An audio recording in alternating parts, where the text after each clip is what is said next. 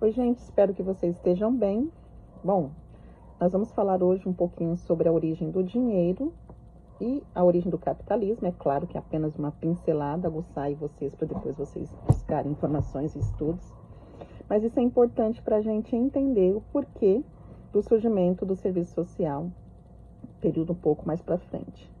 Então, o dinheiro ele surgiu no século VII e foi criado em forma de moeda pelos povos da região da Lídia, a atual Turquia. Então, eles usavam essa moeda em base de troca na compra e venda de mercadorias, dinheiro de moeda. Já os chineses, nesse mesmo período, no século VII, desenvolveram o dinheiro de papel. E aí a gente chega à evolução do dinheiro de papel durante muitos anos isso implementado. Mas na era atual, no momento atual que a gente vive, século XX e XXI, a gente tem a chegada do dinheiro eletrônico, do mundo digital. E hoje a gente tem, num clique no celular, a gente resolve nossa vida na questão financeira e movimentações financeiras, né? No Brasil, especificamente, a gente tem o Pix aí, que veio para facilitar muita coisa. E aí, isso é importante entender porque o capitalismo ele vai surgir nos séculos XV e XVI, depois do período do feudalismo, que era aquele período concentrado numa cultura de sistema agrícola feudal, ou seja, era conhecido como uma cultura da agrícola de subsistência. Era caracterizado pela baixa produtividade e pelo trabalho servil. Então tinha o senhor feudal, tinha os camponeses que cuidavam das terras, o senhor feudal, e eram muito explorados à base de pouca remuneração, pouco salário.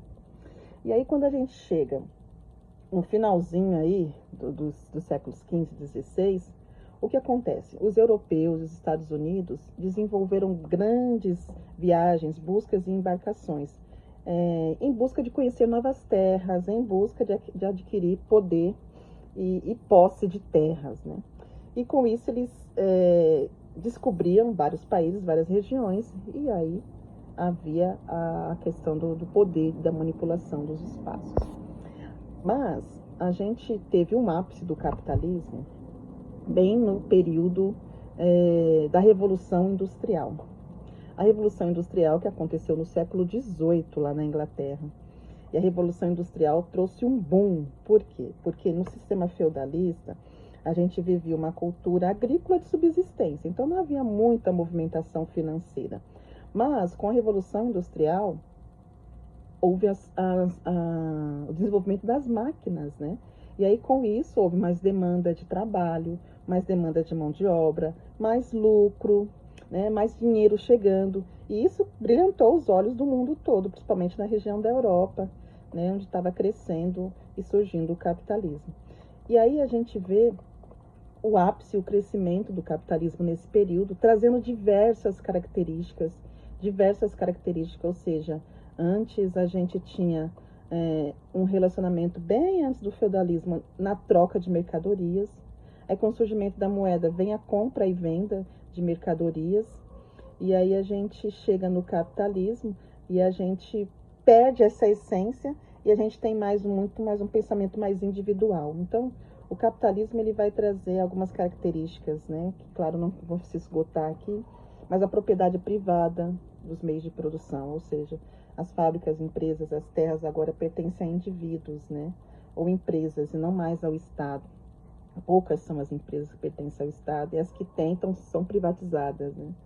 Economia de mercado, as decisões sobre produção, os preços e os consumos são determinados pela lei, da procura, da oferta e da procura. O lucro como objetivo principal, ou seja, o importante é ganhar, ganhar, ganhar, né? Independente do que eu vá fazer para ganhar esse lucro e obter esse lucro. O trabalho assalariado, então as pessoas vendem a sua força de trabalho em troca de um salário.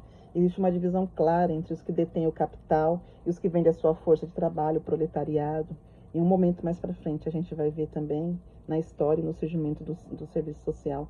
Karl Marx ele vai falar também, e a gente vai usar isso como ferramenta, né, sobre a questão da mais-valia, bem interessante isso que ele fala. A livre concorrência é outra característica também fortíssima do capitalismo, ou seja, as empresas agora competem entre si, é o ganha-ganha, é uma loucura. E eu não me preocupo, o importante é estar ganhando mais que você, obtendo lucro. Acumulação de capital, um investimento, o sistema incentiva, né, esse reinvestimento dos lucros para gerar mais riquezas. E um ciclo de produção, consumo e lucro, o capitalismo, ele traz essa característica. Quanto mais você consome, mais feliz você se sente. Só que não, que a gente tem visto os resultados que isso tem trago para a sociedade, onde muitos intelectuais têm trazido reflexões. E principalmente para nós, dentro da esfera do serviço social, a principal característica do capitalismo que prejudicou e trouxe a necessidade do serviço social existir foram as expressões da questão social, trazendo o quê? A desigualdade social. Então, quando a gente pensa em serviço social no mundo, a gente está falando no mundo, depois a gente vai falar no Brasil, e claro também, essa mesma proposta, o serviço social surge por isso, porque o capitalismo trouxe e escancarou a pobreza no mundo, porque o capitalismo nada mais é muito dinheiro concentrado na mão de poucos e pouco dinheiro concentrado na mão de muitos. E isso traz o quê? A fome, traz moradia precária, traz falta de acesso à saúde e diversas outras situações que a gente vai ver no decorrer dos vídeos. Mas hoje eu queria deixar justamente isso. Falar sobre a importância de compreender esse contexto para entender o porquê que surge o serviço social. Então, o serviço social surge uma resposta ao capitalismo diante das expressões da questão social, trazendo a desigualdade social. E aí, para encerrar, eu quero dizer uma frase de Haruki Yamamoto, que ela vai dizer que a questão social vai para muito além das desigualdades sociais. Ela trata sobre a banalização do ser humano. Então fica essa reflexão para a gente. Olha, nós estamos atuando dentro do serviço social para reduzir as expressões da questão social. E Haruki Yamamoto vai dizer, não é apenas desigualdade, mas é uma banalização do ser humano. Então nós precisamos cooperar para que isso seja reduzido, minimizado. Infelizmente, diante do sistema que não vai se acabar, o capitalismo está aí, veio para infiltrar e ficar mesmo entre nós. Mas nós, dentro dessa área, dessa política pública da assistência social, que faz parte do estudo do serviço social, nós precisamos entender como que a gente pode cooperar para que haja essa redução e as pessoas tenham acesso aos seus direitos. É isso, gente. O próximo vídeo a gente vai falar especificamente aí mais sobre o capitalismo no Brasil. Grande abraço. Tchau, tchau.